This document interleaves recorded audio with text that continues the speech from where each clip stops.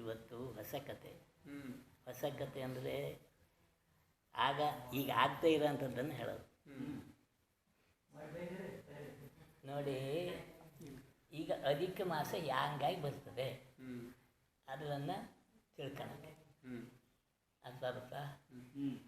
ಅಧಿಕ ಮಾಸ ಹೆಂಗೆ ಬರುತ್ತೆ, ಎಷ್ಟು ವರ್ಷಕ್ಕೆ ಬರುತ್ತೆ, ಯಾವಾಗ ಬರುತ್ತೆ ಅದನ್ನು ತಿಳ್ಕೊಳಕ್ಕೆ.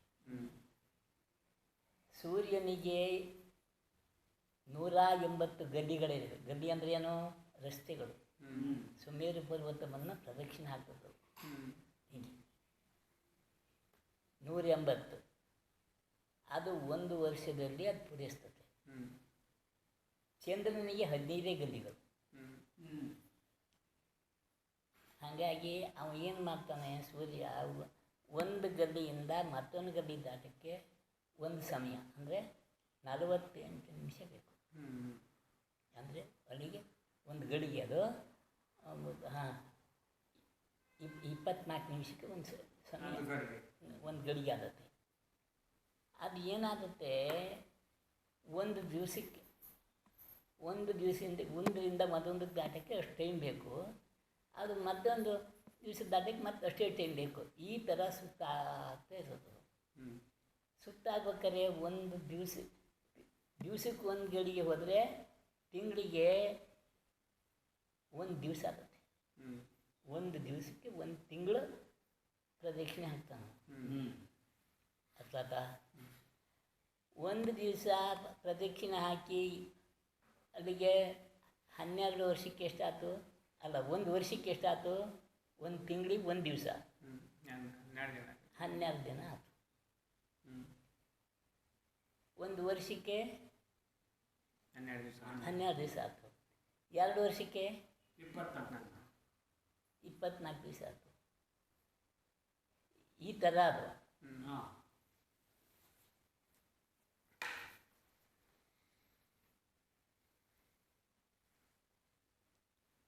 ಅದು 2.5 ವರ್ಷಕ್ಕೆ ಒಂದ್ಸಲ ಅಧಿಕ ಮಾಸ ಬರ್ತದೆ.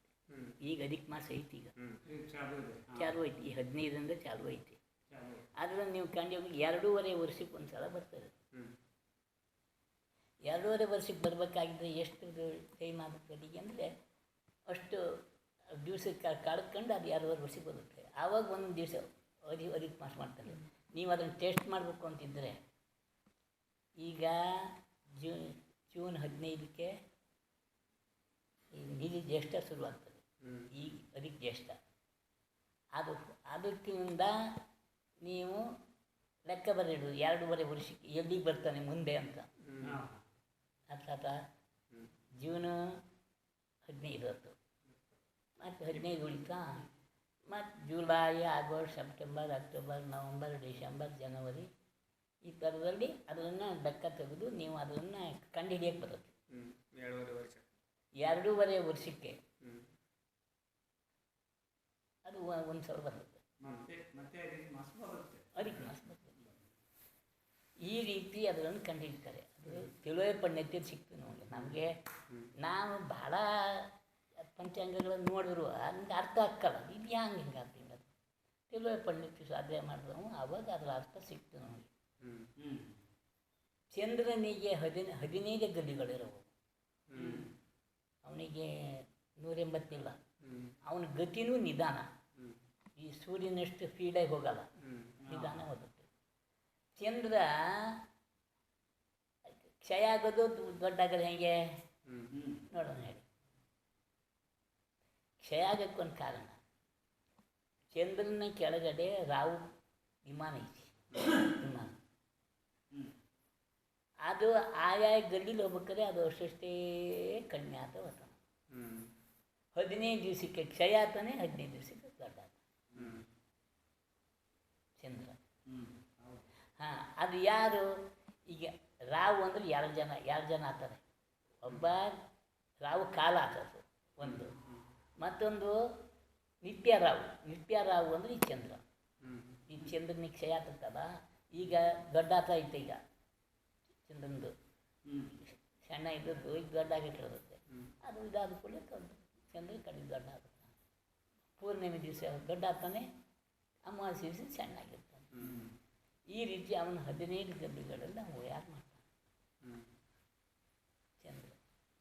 ಇದು ಜ್ಯೋತಿಷಿ ಆಧಾರ ಹೇಳೋದು ನಾವು. ಮತ್ತು ಇದನ್ನೇ ನಮಗೆ ಇದು ಶಾಸ್ತ್ರಕ್ಕೆ ನಮ್ಗೆ ಬರೋದಲ್ಲ, ಅದು ಇನ್ನು ಕೆಲಸಕ್ಕೂ ಬರೋದಲ್ಲ ನಮಗೆ. ಹಾಂ, ಇದರಲ್ಲಿ ಕ್ಷಯ ಕೃಷ್ಣ ಪಕ್ಷ ಶುಕ್ಲ ಪಕ್ಷ ಅಂತ ಇದೆಯಲ್ಲ, ಶುಭ ಮುಹೂರ್ತಗಳನ್ನು ನಾವು ಮಾಡಬೇಕಂತ ಭಾವನೆ ಇದ್ದವರು ಹೆಚ್ಚಿಗಾಗಿ ಶುಕ್ಲ ಪಕ್ಷದಲ್ಲಿ ಮಾಡ್ತಾರೆ. ಶುಭ ಕಾರ್ಯಗಳನ್ನು ಮಾಡೋದು, ಗೃಹ ಪ್ರವೇಶ, ಮದುವೆ, ಅದು ಇದು ಮತ್ತು ಮಾಡ್ತಾರಲ್ಲ, ಅದನ್ನು ಶುಭ ಪಕ್ಷದಲ್ಲಿ ಅಂದರೆ ಶುಕ್ಲ ಪಕ್ಷದಲ್ಲಿ ಮಾಡ್ತಾರೆ. ಕೃಷ್ಣ ಪಕ್ಷ ಕ್ಷೀಣ, ಚಂದ್ರ ಕ್ಷೀಣ ಇದ್ದಾನೆ, ಧಾಡ ಅಂತ ಬಿಟ್ಬಿಡ್ತಾರೆ. ಇದೇ ರೀತಿ ದೋಷಿಗೆ ಅದೇನು ವಿಶೇಷ ಏನಿಲ್ಲ ಅದ್ರಾಗೆ, ಅವ್ರ ಮನುಷ್ಯನಾಗ ಆ ದೋಷ ಬರುತ್ತೆ, ಅದು ಸರಿಯಿಲ್ಲ ಅಂತ ಅಷ್ಟೇ. ಹಾಗಾಗಿ ಅದರನ್ನು ಸ್ವಲ್ಪ ನಾವು ತಿಳ್ಕೊಬಿಟ್ರೆ ಆಯ್ತು. ಹಾಂ, ಎಲ್ಲರೂ ತಿಳ್ಕೊಂಡ್ರೆ ಎಲ್ಲರಿಗೂ ಅನುಕೂಲ ಆಗ್ತದೆ. ನಿಮಗೂ ಬೇಕಾಗ್ತದೆ ಅನ್ನೋ ವಿಷಯಗಳು ಬೇಕಾದ್ರೆ ಅದನ್ನು ನೀವು ಸ್ಟಡಿ ಮಾಡ್ಕೊಳಕ್ಕೆ ಮಾಡೋಕ್ಕೆ ಬರುತ್ತೆ. ನೀವು ತಿಳುವಳಿಕೆ ಐತಿ ನಿಮ್ಮ ಮಂದಿರದಲ್ಲಿ, ಅದನ್ನು ಒಂದು ಸಲ ಓದಿ ನೋಡಿ. ಅದು ಹಿಂದಿ ಬೀಳ್ಬೇಕು ಬಹುಶಃ. ನಾವು ಹಿಂದಿ ಜೊತೆನೇ ಓದ್ದು, ಗುಡ್ಗಾಂವ್ದಾಗ ಇದ್ದೆವು, ಅದೊಂದು ಸಿಕ್ತು ಪಾಯಸಾದ್ರು ನಾವು ಕುತ್ಕೊಂಡು ಓದ್ದವು. ಆವಾಗೆಲ್ಲ ಲೆಕ್ಕ ಮಾಡಿದ ನಾವು. ಆಮೇಲೆ ಧವಳ ಓದೋದು ಶುರು ಮಾಡಿದವು. ಧವಳ ಓದ್ರೆ ಏನಾಯ್ತು ಗೊತ್ತಾ, ಧವಳ ಅರ್ಥ ಆಗಲ್ಲ, ಅದು ಪೂರ್ತಿ ಗಣಿತ. 4ರಿಂದ ಗುಣಿಸೋದು, 8ರಿಂದ ಕಲಿಯೋದು, ಎಂಥದ್ದು ಅದೆಲ್ಲ ಆಯ್ತದು. ಒಂದು ಸಲ ಪೂರ್ತಿ ಗಣಿತ ಸಿಕ್ತು. ಇದನ್ನು ನಾನು ಲೆಕ್ಕ ಮಾಡಿ ನೋಡಬೇಕು, ಅದು ಹೆಂಗಾಗುತ್ತೆ ಅಂತೇಳಿ ಅಂತ ಲೆಕ್ಕ ಮಾಡಿದೆ. 84 ಲಕ್ಷದಿಂದ 84 ಲಕ್ಷ ಗುಣಿಸಿದರೆ 1 ಪೂರ್ವ ಆಗ್ತದೆ ಅಂತ ಅಂದರು. ಅದನ್ನು ಗುಣಿಸಿ ಆಯಿತು, ಅದು ಹೇಳೋಕ್ಕೆ ಬರಲ್ಲ. ಹೆಂಗೆ ಹೇಳ್ತೀಯ? ಈಗ 14 ಅಂಕಿ ಬಂದು ಅದನ್ನು ಹೆಂಗೆ ಅಂತ ಎಷ್ಟು ಅಂತ ಹೇಳೋದು ನಾವು? ಹಾಂ, ಅದನ್ನು ಮತ್ತು 84 ಲಕ್ಷದಿಂದ 1 ಪೂರ್ವ ಕೋಟಿ ಆಗುತ್ತೆ, 1 ಪೂರ್ವ ಕೋಟಿ ಆಗುತ್ತೆ. ಈ ಥರ ಆಗುತ್ತೆ. ಅದನ್ನು ನಾವು ಲೆಕ್ಕ ತೆಗಿಯೋಕ್ಕೆ ಇದು ನಮಗೆ ಬೇಡ. ಇದು ಕೇವಲಿಗಳದ್ದು ಕೆಲಸ. ಇದು ಅವ್ರಿಗೆ ಕೇವಲ ಜ್ಞಾನ ಇರುತ್ತೆ, ತಕ್ಷಣ ಹೇಳ್ಬಿಡ್ತಾರೆ. ನಾವು ಲೆಕ್ಕ ಮಾಡಿ ಹೇಳಕ್ಕೆ ಹೋದರೆ ಯಾರು ನಮ್ಮ ಕೇಳೋಕ್ಕೂ ಬರೋದಿಲ್ಲ, ಹೇಳಕ್ಕೆ ಬರೋದಿಲ್ಲ. ಮತ್ತು ಎಲ್ಲ ಸುಮ್ಮನೆ ನಾನು ತಲೆ ಕೆಡಿಸ್ಕೊಂಡು ಬೇಕು ಅಂತ ಅದು ಮಾಡೋದು ಬಿಟ್ಬಿಟ್ಟೆ ನಾ ಕಡೆ. ಹಾಗಾಗಿ ಕೆಲವಷ್ಟು ನಮಗೂ ಅರ್ಥ ಆಗಲ್ಲ, ಕೇವಲಿಗಳಿಗಿರ್ತದೆ. ಈಗ ಅವ್ರು ತಕ್ಷಣ ಹೇಳ್ತಾರೆ ಇದು ಸಂಖ್ಯಾತ ಐತೆ, ಇಂತಿಷ್ಟು ಅಂತ ಹೇಳ್ಬಿಡ್ತಾರೆ ಫಸ್ಟು. ಹಾಂ, ಅದಕ್ಕಿಂತ ಜಾಸ್ತಿ ಐತದೋ ಅಸಂಖ್ಯಾತ ಐತೆ ಅಂದ್ರೆ ಇದು ಲೆಕ್ಕ ಮಾಡೋಕ್ಕೆ ಬರಲ್ಲ ಇದು ಅಂತ. ಹಾಂ, ಅದಕ್ಕಂತೂ ಜಾಸ್ತಿ ಹೋಗ್ಬಿಡ್ತದೆ. ಅಸಂಖ್ಯಾತಕ್ಕೂ ಜಾಸ್ತಿ ಅಂದರೆ ಅನಂತ ಐತಿ ಇದು ಅಂದರು. ಅವ್ರಿಗೆ ಕೇವಲ ಜ್ಞಾನದ್ದು ಹೇಳ್ಬಿಡ್ತಾರೆ. ನಾವು ಅಂತ ಹೇಳೋದು ನಮ್ಮ ಜ್ಞಾನ ಇರೋದಂಥದ್ದು ಮತಿ ಜ್ಞಾನ, ಸ್ವಲ್ಪ ಸೂಕ್ತ ಜ್ಞಾನ ಅಷ್ಟೇ. ಅವ್ರಿಗೆ ಜ್ಞಾನ ಇಲ್ಲ, ಮನಪರ್ಯಾಯ ಜ್ಞಾನ ಇಲ್ಲ, ಕೇವಲ ಜ್ಞಾನ ಅಂತ ಇಲ್ಲೇ ಇಲ್ಲಲ್ಲ. ಕೇವಲ ಜ್ಞಾನ ಪಡ್ಬೇಕಾದ್ರೆ ಇನ್ನು ಅದು ಎಷ್ಟು ವರ್ಷ ಬೇಕೋ ಏನೋ ನಮಗದು ಗೊತ್ತಿಲ್ಲ. ಆದ್ದರಿಂದ ಸ್ವಲ್ಪ ಅದನ್ನು ನಾವೇನು ಮಾಡಿದ್ರೆ ಸ್ಟಡಿ ಮಾಡ್ತೀವಿ. ಹಾಂ, ನಮಗಾಗಿ ಬೇರೆಯವರಿಗಾಗಿ ಅಂತಲ್ಲ, ಅದು ನಿಮಗೊಂದು ಟೈಮ್ ನೋಡ್ಬೇಕಾದ್ದು, ಈ ಮುಹೂರ್ತ ನೋಡ್ಬೇಕಾದ್ದು, ಅದು ನೋಡ್ಬೇಕಾದ್ದು, ಮತ್ತವ್ರಿಂದ ಹೋಗ್ಬೇಕು, ಅದು ನೋಡಿ ಸರಿ ಐತೆ ಇಲ್ಲೋ ಅಂತ. ಹಾಂ, ನಾವು ಬೇರೆ ಜ್ಯೋತಿಷ್ಯರ ಹತ್ರ ಹೋಗಿ ಕೇಳ್ಬೇಕು, ಇನ್ನು ಅವ್ರ ಹತ್ರ ಏನು ಹ್ಯಾಂಗೆ ಆಗ್ತಿದ್ವಿ ಅಂತ. ನಮಗೆ ಸ್ವಲ್ಪ ಈ ಜ್ಯೋತಿಷ್ಯ ತಲೆ ಹುಚ್ಚಿತ್ತು ಮುಂಚೆ. ಏನಾಯ್ತು, ಒಂದು ಜಾತ್ರೆ ಬಂತು ನಮ್ಮ ಹತ್ರ, ನಮ್ಮ ಸಂಬಂಧಿಕರಿಗೆ. ಇದನ್ನು ನೋಡಿದ್ರೆ ಅದು ದೇವಗಣ, ರಾಕ್ಷಸಗಣ, ಮನುಷ್ಯಗಣ ಅಂತ ಬರುತ್ತಲ್ಲ. ಅದರಾಗೆ ಸ್ತ್ರೀದು ಮನುಷ್ಯಗಣ ಅಲ್ಲ, ದೇವಗಣ ರಾಕ್ಷಸಗಣ, ಪುರುಷನ ಮನುಷ್ಯಗಣ. ಇದು ಸರಿಯಲ್ಲ ಅಂತ ನನ್ನ ಮನುಷ್ಯನಾಗ ಆಗ್ತದೆ. ನಾವು ನೋಡ್ಕೊಂಡಾಗ ಏನು ಮಾಡೋದು ಒಂದೇ ಕಡೆಗೆ ಸ್ವಲ್ಪ ದೊಡ್ಡ ಜಯಿಸ್ತಿದ್ದು ಹೋಗ್ಬಾರ್ದು ಮರಯ್ಯ. ಹಾಂ, ಹುಡುಗಿ ಬಿಡೋಕ್ಕೆ ಮನಸ್ಸಿಲ್ಲ. ಮತ್ತು ಅದು ಕೆಟ್ಟದ್ದೇನಾಗಿರಲ್ಲ ಅದು ಅಂತ ನಮಗೆ ಗೊತ್ತಾಗಲ್ಲ ಇಂಗ್ಲೀಷು ಅಂತ. ಅವಾಗ ಹೋಗಿ ಕೇಂದ್ರ ಅವಾಗ ಅವರು ಇಲ್ಲ, ಅದು ಚೆನ್ನಾಗಿ ಬರುತ್ತಿದ್ದು, ನೀವು ಮಾಡ್ಕೊಬೋದು, ಅಡುಗೆ ಮಾಡ್ಕೊಬೋದು. ಹಾಗಾದರೆ ನಮಗೆ ಈ ಸಂಕೋಚ ಬಂತು, ಅದಕ್ಕಾಗಿ ನಾವು ಅದನ್ನು ನಿಮ್ಮಲ್ಲಿ ಬಂದೆವು ಹಂಗೆ ನಾನು. ಹಾಗೆ ಅವರು ತಕ್ಷಣ ಶ್ಲೋಕ ಹೇಳ್ಬಿಡ್ತಾರೆ. ಈ ದೊಡ್ಡ ದೊಡ್ಡ ಜ್ಯೋತಿಷ್ ಅದು ಅವ್ರು ಹೇಳ್ಬಿಡ್ತಾರೆ ತಕ್ಷಣ ಶ್ಲೋಕ. ರಾಕ್ಷಸ ಕನ್ಯಾ ನ ಕರ್ತವ್ಯ ಗ್ರಾಮಿತ್ರಂಚೆ ಕರ್ತವ್ಯ. ಆಗ್ಬೋದು. ಅವಾಗ ನೀವೇನು ಮಾಡ್ತೀಯ, ರಾಕ್ಷಸ ಕನ್ಯೆಯನ್ನು ನಾವು ಮಾಡ್ಕೋಬಾರ್ದು. ಗ್ರಹಗಳ ಮಿತ್ರತ್ವ ಇದ್ದರೆ 9 ಗ್ರಹಗಳಿದಾವಲ್ಲ, ಅವ್ರ ಮಿತ್ರತ್ವ ಇದ್ಬಿಟ್ರೆ ನಡೀತೈತೆ, ಕರ್ತವ್ಯ ಮಾಡ್ಬಿಟ್ರು. ಅವಾಗ ಸರಿ ಅಂತ ಆತು ಮಾಡು. ಈಗಲೂ ಐದಾರು ಅವರು ಶಾಶ್ವತವಾಗಿದ್ದಾರೆ ಈಗಿನದಿಂದ. ಅದಕ್ಕಾಗಿ ಹೇಳೋದು, ಕೆಲವಷ್ಟು ನಮಗೂ ಜ್ಞಾನ ಕಡಿಮೆ ಆಗ್ಬಿಡುತ್ತೆ. ಈಗ 15 ವರ್ಷ ಆಯ್ತು ನಾವು ಈ ಜ್ಯೋತಿಷದ್ದೆಲ್ಲ ಮರ್ತೋತು. ಈಗ ಅದು ನೋಡೋದು ಇಲ್ಲ, ಮಾಡೋದು. ಏನಾದ್ರು ದಿವಸದ್ದು ತಾರೀಕಿಂದ ಮುಂಚೆ ಪಂಚಾಂಗ ಇಟ್ಕೊಂಡಾಗಲಿ ಇಲ್ಲ ಕ್ಯಾಲೆಂಡರ್ ಇಟ್ಕೊಂಡು ನೋಡ್ಕೊಂಡು ಬಿಟ್ಬಿಡೋದು ಇಷ್ಟೇ. ಮತ್ತೆ ಅದಕ್ಕೆ ಬೇಕು ನಮಗೇನಾದ್ರು. ಮತ್ತು ಅದ್ರಲ್ಲಿ ಯಾವ ವಿಶೇಷಗಳನ್ನು ಹೇಳಿ ಜನರಿಗೆ ದರ್ಶನ ಮಾಡೋಕ್ಕೆ ಹೇಳೋಕ್ಕೆ ಬರೋಲ್ಲ ನಮಗೆ. ನಮ್ಗೆ ಬೇಡ ಅದು. ಆದರೆ ಮಾಡೋಕ್ಕೆ ಬದುಕಡೆ ಕಡೆಗೆಲ್ಲ ಬಂದು ಕುತ್ಕೊಂತೀರಿ. ನೀವು ಬಂದು ನಾವು ಇದೊಂದು ಎಂಥದ್ದು ಹೇಳಿ ನೋಡಿ, ನೀವು ಅವಾಗ ನಿಮ್ಮದು ಹೇಳೋದಕ್ಕೆ ನಮ್ದು ಇಲ್ಲಿ ಕೌಂಚಿ ಇಡ್ಬೇಕು. ಹಂಗಾಗಿ ಅದಕ್ಕಾಗಿ ಅದ್ರ ಸುದ್ದಿ ಬೇಡ ಅಂತ ಯಾವಾಗ ಸುಳ್ಳಕ್ಕೆ ದಿಕ್ಕಿರುತ್ತೆ ಗಣ್ಯ, ಆವತ್ತಿನಿಂದ ಅದರ ಅದು ಹೇಳೋದು ಕೇಳೋದು ಮಾಡೋದು ಎಲ್ಲ ಕ್ಲೋಸ್ ಬಿಟ್ಬಿಟ್ಟೆ ನಾವು. ಮುಂಚೆ ಸ್ವಲ್ಪ ಇರ್ತದು, ಇಲ್ಲ ಅಂತಲ್ಲ. ನಾವು ಹೇಳಬಾರ್ದು. ಅವಾಗ ವೈದ್ಯರಾಗ್ಬಿಡ್ತೀನಿ. ಈಗ ಔಷಧಿ ಹೇಳಕ್ಕೆ ಕೊಡ್ದವು, ಅದು ಮಾಡು ಇದು ಮಾಡು ಇದು ಅಂತ ಹೇಳಿದವು. ಅವಾಗ ಡಾಕ್ಟ್ರ್ ಆದವು ನಾವು ಎಲ್ಲ ಮತ್ತೆ ಕೂತ್ಕೊಂಡು ಇದಕ್ಕೆ ಮಾಡ್ಬೇಕಂತ ಈ ರೋಗಕ್ಕೆ ನೋಡೋಕ್ಕೆ. ಅವಾಗ ಯಾರನ್ನೂ ಮಾಡೋದು, ಯಾರು ಹೇಳ್ಕೊಡೋದು ನಿಮಗೆ, ಅದು ಆಗದಿದ್ದ ಕೆಲಸ ಆಗುತ್ತೆ. ಹೌದಾ? ಅದಕ್ಕಾಗಿ ನಾವು ಅದಕ್ಕೆ ಸಾವರಿಸಬೇಡ. ಸ್ವಾಧ್ಯಾಯ ಮಾಡೋದು, ಇದ್ರಿಗೆ ಏನಾದ್ರು ಸ್ವಲ್ಪ ನಮಗೆ ಜ್ಞಾನ ಆದರೆ ಇಟ್ಕೊಳ್ಳೋದು, ಜ್ಞಾನ ಆಗದಿದ್ದನ್ನು ಬಿಟ್ಬಿಡೋದು, ಮತ್ತೇನು ಮಾಡೋಕ್ಕೆ ಬರೋಲ್ಲ. ಇಷ್ಟೇ ನೀತಿಗೆ ಸ್ವಲ್ಪ ಸ್ವಾಧ್ಯಾಯ ಮಾಡೋದು. ಈಗ ಅದೇ ಏನು ನಾವು ಒಂದು ಪುಸ್ತಕ ಹಿಡಿದು ಅದು ಪೂರೈಸೋ ತನಕ ನಮ್ಗೆ ಅದು ತಲೆಯಲ್ಲಿ ಅದೇ ಇರುತ್ತೆ. ಬೇರೆ ಅದು ಬರೋಕ್ಕೆ ಮನಸ್ಸು ಬರೋಲ್ಲ. ಈಗ ಅದೇ ಮೂಲಾಚಾರ ಓದ್ತಾ ಇದ್ದೀನಿ. ಪದ್ಮಪುರಾಣ 3ನೇ ಭಾಗವನ್ನು ಓದಿದೆ. ಅದು ಮುಂಚೆ ಒಂದು ಸಲ ಓದಿದ್ದೆ, ಅದು ಸಾಕು. ಇದನ್ನು ಮುಂಚೆ ಒಂದು ಸಲ ಓದಿನಿ ಅಂತ ಮನುಷ್ಯನಿಗೆ ನೆನಪಿಲ್ಲ ಇನ್ನು ಮುಂಚೆ. ಈಗ ಅದನ್ನು ಎಲ್ಲ ಅನುಭವ ಆಗ್ತೌದು. ಅದನ್ನು ನಾವು ಕ್ಲೀನಾಗಿ ನಡೆಸ್ಬೇಕಲ್ಲ. ಮುನಿಗಳಿಗೆ ಇರೋದು ಮೂಲಾಚಾರ ಅಂದರೆ ಏನು, ಮುನಿಗಳು ಯಾವ ರೀತಿ ಇರಬೇಕು, ಯಾವ ರೀತಿ ಮಾಡಬೇಕು, ಯಾವ ರೀತಿ ಮಲಗಬೇಕು, ಹೇಳ್ಬೇಕು, ಕೂಡಬೇಕು, ಹೊರಟಿ ಒಂದು ಪೂರ್ತಿ ಮುನಿಗಳಿಗೆ ಇರೋದು, ಬೇರೆಯವರಿಗಿಲ್ಲ ಅದು. ಅದನ್ನು ನೀವು ಶ್ರಾವಕರು ಓದ್ಬೋದು. ಅದು ಯಾಕೆ ಓದ್ಬೋದು ಅಂದರೆ ಮುನಿಗಳ ಚರಿಯನ್ನು ಕಂಡುಹಿಡಿಯೋಕ್ಕೆ ನಿಮಗೆ ಆಗ್ಬೇಕಲ್ಲ ನಿಮಗೂ. ಮುನಿಗಳು ಬಂದರು ಅಂದ್ಕೊಳ್ಳಿ, ಆರ ಮಾಡೋ ಕೊಡು ಅವರಿಗೆ, ಹಾಗೆ ಹಿಂಗೆ ಅಂದ್ಬಿಡ್ತೀವಿ. ಹೌದಾ? ಅದಕ್ಕೆ ಅದು ಬರುತ್ತಾರೆ. 3 ದಿವಸ ತನಕ ಕೊಡಬೇಕು ಆಹಾರ ಮಾಡಿಸಿ ಕೊಡೋದು, ವಯೋವೃತ್ತಿ ಮಾಡೋದು, ಏನೇನು ಕ್ರಿಯೆಗಳನ್ನು ಮಾಡೋದಿತ್ತು ನೀವೆಲ್ಲ ಮಾಡೋದು. ಅವ್ರ ಸಮ್ಯಕ್ ದೃಷ್ಟಿ ಇದ್ದಾರೋ, ನಿತ್ಯ ದೃಷ್ಟಿ ಇದ್ದಾರೋ, ಇದ್ದಾರೋ ಏನಾದ್ರು ಕೆಟ್ಟ ಭಾವನೆ ಇದ್ದಾರೋ ಏನಂತ ಆದರೆ ನಿಮ್ಗೆ ಗೊತ್ತಾಗ್ಬಿಡುತ್ತೆ. ಒಳ್ಳೆಯದಿದ್ದರೆ ಕೈ ಮೇಲೆ ನಡೆಸ್ಬಿಡೋದು, ಇಲ್ಲ ಕೂಡಲೇ ನೀವು ದೂರ ಬಿಡೋದು. ಬೇರೆ ಕೊಡಿ, ಅವ್ರು ಕೂಡ ಆಹಾರ ಕೊಡಬೇಡಿ ಅವರಿಗೆ ಅಂತ ಹೇಳಬಾರ್ದು. ಅದು ದೋಷ ಬರುತ್ತೆ. ಮತ್ತು ನಮಗೆ ನೀವು ದೂರ ಬಿಡೋದು. ಇಷ್ಟೇ ಬಂದಾಗ ಯಾರು ಕೊಡ್ತಾರೆ ಬಿಡ್ತಾರೆ, ಏನಾದರೂ ಮಾಡ್ತಾರೆ. ನಮ್ಗೆ ಬೇಕದು ಅವ್ರಿಗೆ ಕೆಟ್ಟದ್ದು ಮಾಡೋದು ಬೇಡ, ಒಳ್ಳೇದು ಮಾಡೋದು ಬೇಡ, ಅಷ್ಟು ಅಡ್ರೆಸ್ತಾ ಬಿಡೋದು. ಈ ರೀತಿ ಇತ್ತು. ಮುನಿಗಳನ್ನೂ ಟೆಸ್ಟ್ ಮಾಡಬೇಕು ನಾವು. ನೀವು ಮಾಡಿದ್ರೇ ಕೊಡೋದು ಅಲ್ಲ ಅದು.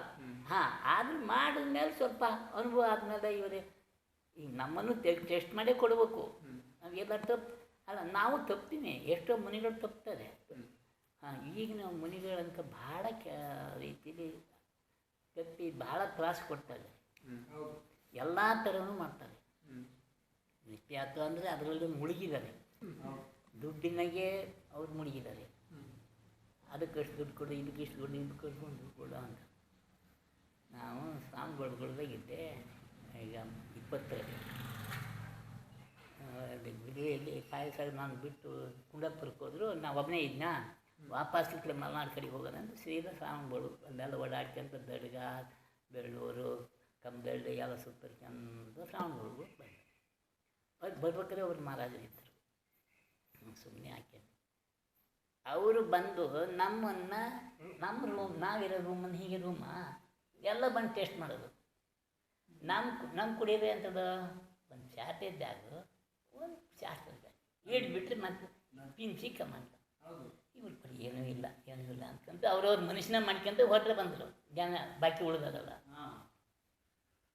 ಈ ಮಹಾರಾಜ ಎಲ್ಲರ ಬರ್ತಾರೆ ಈ ರೂಮ ಅವರಿದ್ದು ಆ ರೂಮ ಆಯಿತು ಅಷ್ಟೇ.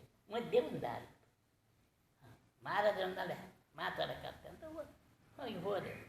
ಮಧ್ಯಾಹ್ನ ಮೇಲೆ ನಮ್ಮ ಕೈಗಳು ಪೊಲೀಸಿನ ಮೇಲೆ ಹೋಗೋ ತನಕ ಅವ್ರು ಹೇಳಿದ್ರು, ನಾನು ಒಂದು ತಿಂಗಳಾಯ್ತು ನನ್ನ ಹತ್ರ ಗಾಡಿ ಐತಿ, ಚಕ್ಕಿ ಸಾಮಾನು ಪಾತ್ರೆ ಪಡಿ ಎಲ್ಲ ಐತಿ, ಯಾವುದೇನು ತರಬೇಕಾದ ಅವಶ್ಯಕತೆ ಇಲ್ಲ, ಡ್ರೈವರ್ ಇಲ್ಲ,